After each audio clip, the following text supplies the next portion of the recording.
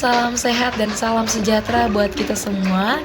Kami mahasiswa dari Universitas Pamulang dari kelompok 3 bersama saya Erni Dinari Utapaya dan juga tim saya yaitu Kak Diana Restiawati dan juga ada Kak Ayu Setianingsi. Nah, pada kesempatan kali ini kami ditugaskan oleh Bapak dosen pengampu kami yaitu Bapak Mawari Nurullah untuk memberikan pencerahan kepada teman-teman semua mengenai kelebihan dan kekurangan dari belanja online. Nah, sebagaimana kita tahu bahwa belanja online saat sekarang ini sudah tersebar di mana-mana ya, bahkan dari sosial media, baik juga itu di Facebook, di Instagram, WA, bahkan dari segala macam jenis sosial media juga sudah tersebar dari yang namanya belanja online. Bahkan dari kalangan masyarakat sendiri sudah menjadikan belanja online sebagai salah satu tempat berbelanja mereka ya. Bukan hanya saya sendiri, bahkan teman-teman yang lain juga sudah, dari anak-anak SD sekalipun, anak SMP, anak SMA, bahkan orang tua, bahkan orang-orang yang sudah berumur sekalipun menjadikan sosial media sebagai tempat berbelanja online karena ada banyaknya produk, bahkan ada juga jasa yang ditawarkan dari penjual online ya, online shop. Bahkan juga pebisnis menjadikan belanja online itu sebagai berjalannya bisnis mereka gitu. Namun ada banyak masyarakat yang tidak mengetahui apa sih kelebihan dan kekurangan dari belanja online. Hanya saja kadang kita sering tertipu dengan bagus-bagusnya produk-produk yang ditawarkan, bahkan juga hanya melihat dari sekilas gambar, bahkan tidak melihat dari ulasan-ulasan dari pembeli gitu. Itu yang menjadi kesalahan dari masyarakat sekarang. Nah, oleh karena itu dari video ini, dari vlog kali ini, kami dari kelompok 3 akan memberikan pencerahan kepada teman-teman semua, kepada kalian yang mungkin terjebak dari belanja online. Semoga video ini bermanfaat dan silakan menikmati. Halo, assalamualaikum. Terima kasih Kak Edni sebelumnya sudah memperkenalkan. Nama saya Ayu Setianingsi. Saya akan menjelaskan tentang kelebihan dan kekurangan berbelanja online. Pasti semua merasakan ya, berbelanja online sangat banyak kelebihannya. Yang pertama yaitu soal kenyamanan. Kita diberikan kenyamanan, kita bisa berbelanja sambil bekerja, sambil di rumah, sambil melakukan hal-hal yang lainnya. Kita tidak perlu datang ke toko. Dan kelebihan selanjutnya yaitu privasi. Kita bisa lebih menjaga privasi kita. Kadang kita malu untuk membeli sesuatu barang yang sifatnya lebih privacy karena dilihat oleh pembeli lain, juga penjualnya. Kelebihan selanjutnya kita bisa lebih hemat waktu dan uang. Kenapa? Karena kita bisa melakukan belanja online sambil bekerja, sambil mengerjakan pekerjaan rumah, dan kita tidak perlu mengeluarkan uang untuk bensin kendaraan kita menuju toko. Dan kelebihan lainnya yaitu kita bisa mencari-cari harga termurah. Juga kita bisa mendapatkan diskon, voucher, dan cashback dari toko online tersebut. Asik banget ya. Nah teman-teman, dibalik semua kelebihan pasti ada kekurangannya ya. Apa aja sih kekurangan saat kita berbelanja online? Yang pertama yaitu kita tidak bisa memegang barangnya sebelum barangnya sampai dan sudah kita bayar. Nah, yang kedua, kita juga tidak bisa mencoba barangnya, apakah barangnya cocok dan pas dengan kita. Lalu, selanjutnya, karena kekurangan dua tadi, kita tidak bisa mencoba, juga tidak bisa memegang barang. Nah, barang yang sampai ini tidak sesuai pesanan kita. Nah, serem ya. Kekurangan selanjutnya yaitu kita akan dikenakan biaya pengiriman. Memang kita nggak perlu capek ya untuk ke toko, keluar rumah, keluar kantor untuk belanja. Kita juga tidak perlu mengeluarkan uang bensin, namun kita akan dikenakan biaya pengiriman. Anggap saja itu upah dari kemalasan kita.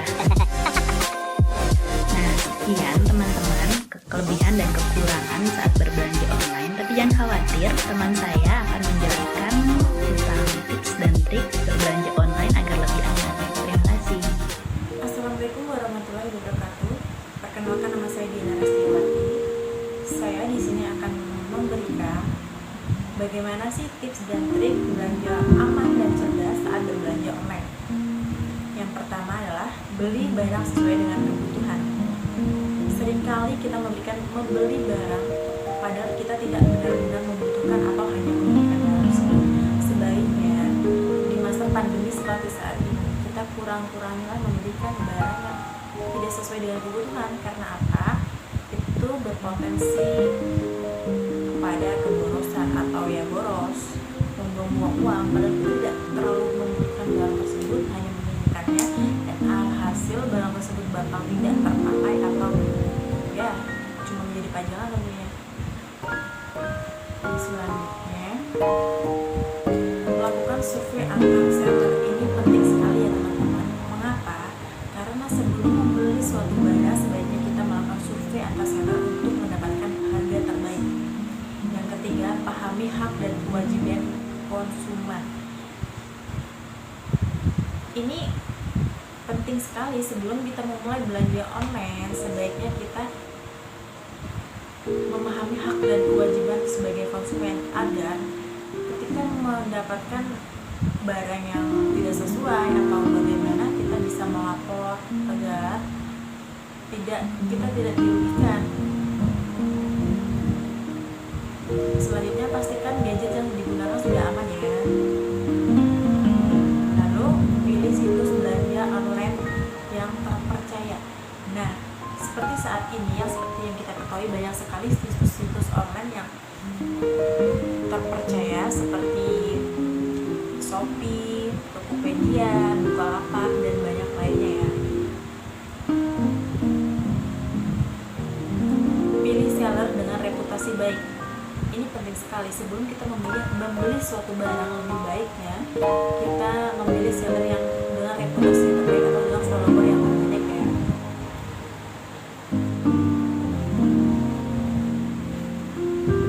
Selanjutnya, teliti saat membaca deskripsi produk. Ini penting sekali. Mengapa? Agar tidak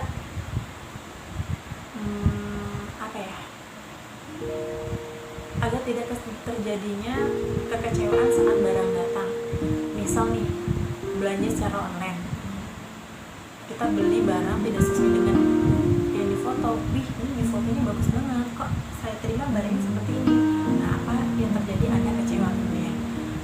Untuk itu perlu sekali sebelum membeli barang secara online, perlu penting sekali membaca deskripsi produk atau barangnya itu seperti apa, jenis barangnya seperti apa, kualitasnya seperti apa, bahannya seperti apa, dan ukuran yang lain-lain agar tidak terjadinya kekecewaan saat barang datang ya. Selanjutnya, perhatikan syarat dan ketentuan yang berlaku. Ini penting sekali ya.